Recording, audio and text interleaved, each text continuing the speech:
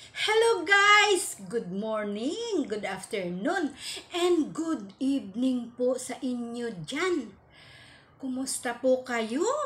Ngayon po ay November 1, araw ng mga patay.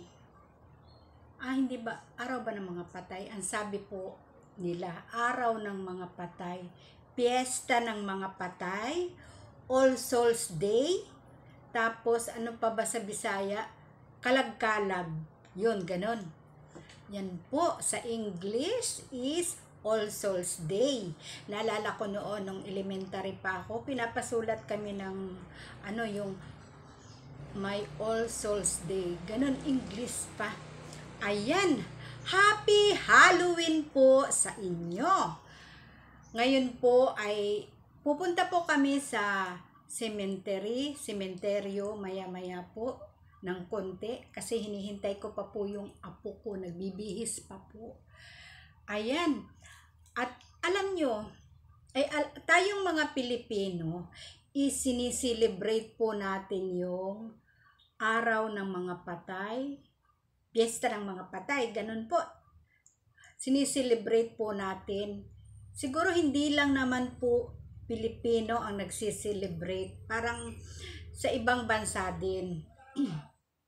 Pero hindi po lahat ng Pilipino ay sineselebrate ang araw ng mga patay.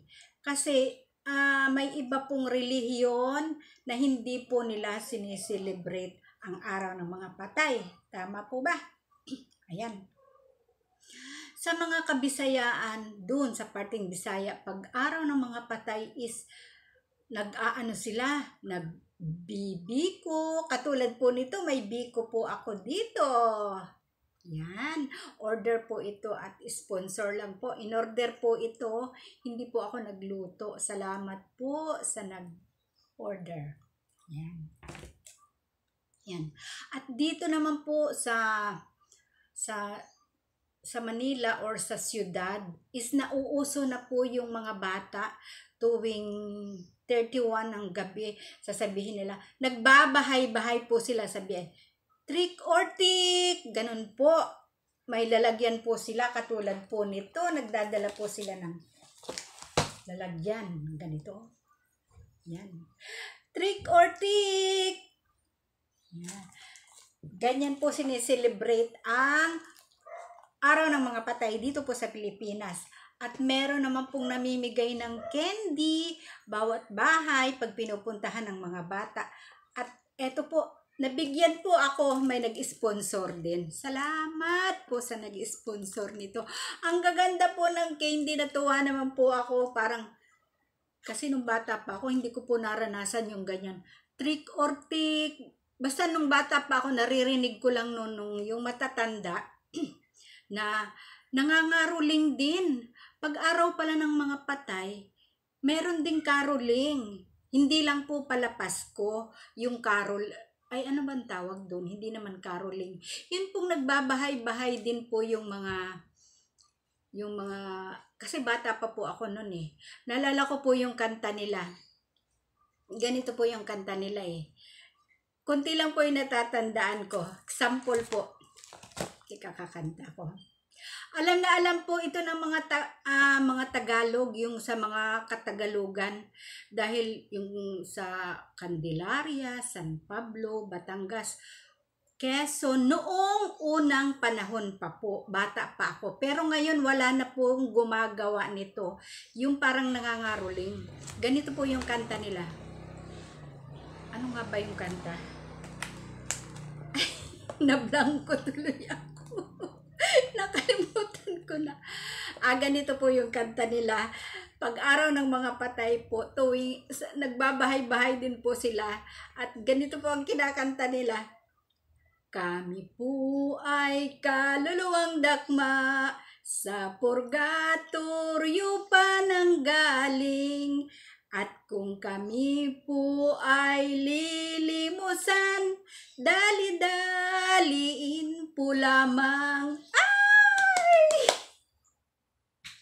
O O di po ba na i-share ko sa inyo yung panahon noon pang bata pa ako. Na ganun po ang pag-celebrate ng Araw ng Mga Patay doon po sa probinsya namin. Yun, at nagbibigay naman po ng ng pera yung yung may bahay. Tapos eto nga po, sa ngayon pong panahon ngayon na nung bata pa po, hindi ko naranasan yung sasabihin ko sa bawat bahay na trick or treat. Tapos magdadala po nga ng ganito. At ngayon ko lang po naranasan, nabigyan po ako ng candy. Na matanda na po ako, senior na po ako, nabigyan po ako ng candy. Natuwa naman po ako. Agad tingnan nyo, matutuwa din po kayo sa ganda po ba, diba? Tapos meron pa iba't iba pong design. Tapos eto may green. Yan. Ito pong sana mapanood po ito ng mga kabataan para malaman nila nung unang panahon. Ganun po sineselebrate ang All Souls Day, Araw ng Mga Patay. Pumupunta din po kami siyempre sa sementeryo para magdala ng bulaklak at mga kandila para sa mga yumao naming mga kapatid, magulang, ganun po. At maya-maya nga lang po pupunta kami sa dun sa sementeryo. Baka po din po ako dun mag-vlog. Ayan po.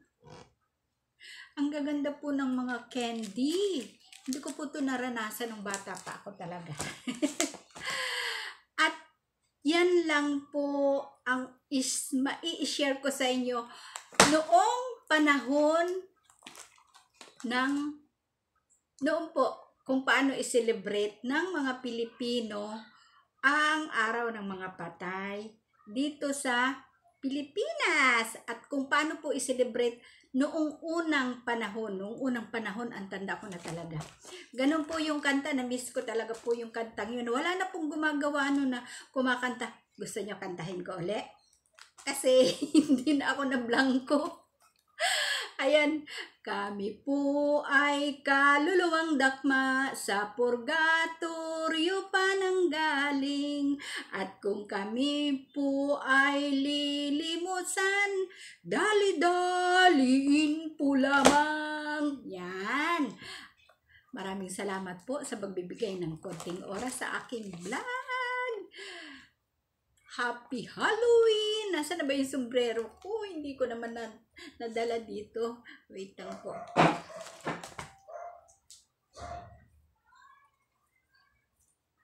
Eto pala po.